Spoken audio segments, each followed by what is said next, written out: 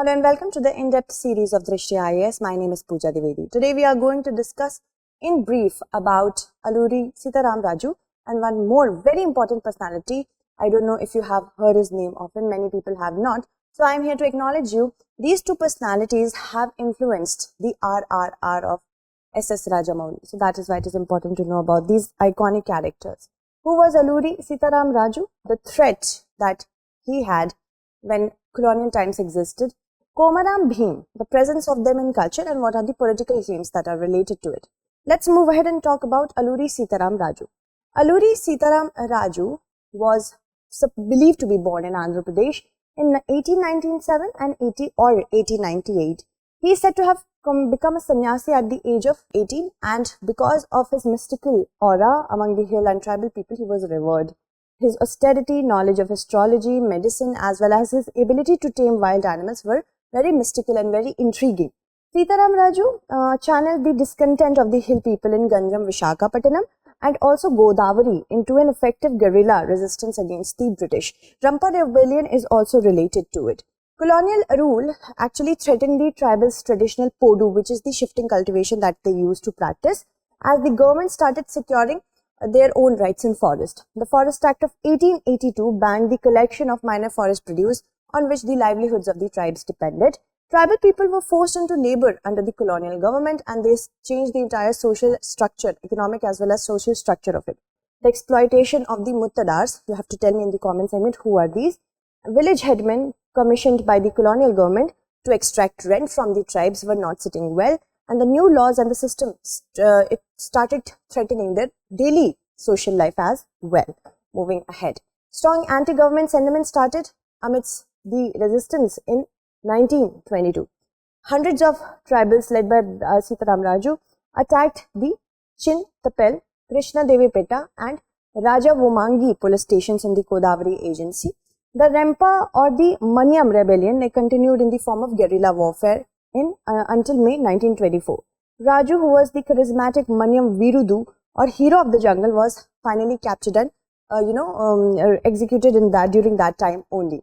Rampa rebellion coincided with Mahatma Gandhi's non-cooperation movement, and he was inspired by the greatness of Mahatma Gandhi, also inspired by non-cooperation movement. He persuaded people to wear khadi and give up drinking. The only difference came when it comes to the ideology.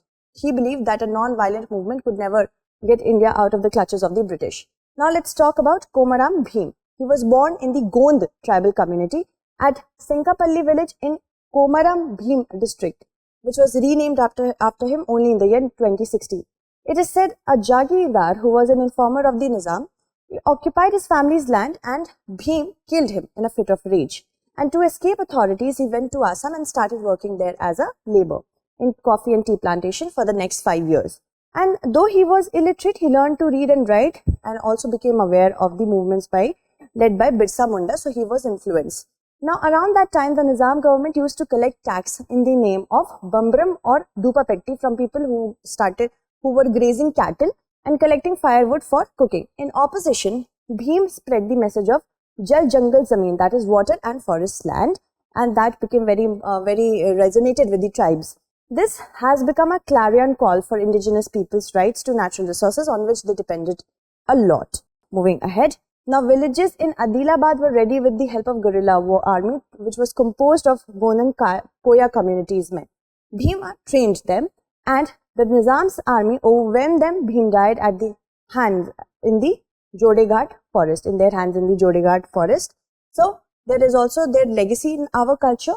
In 1986, the Indian Postal Department issued a stamp in the honor of Raju.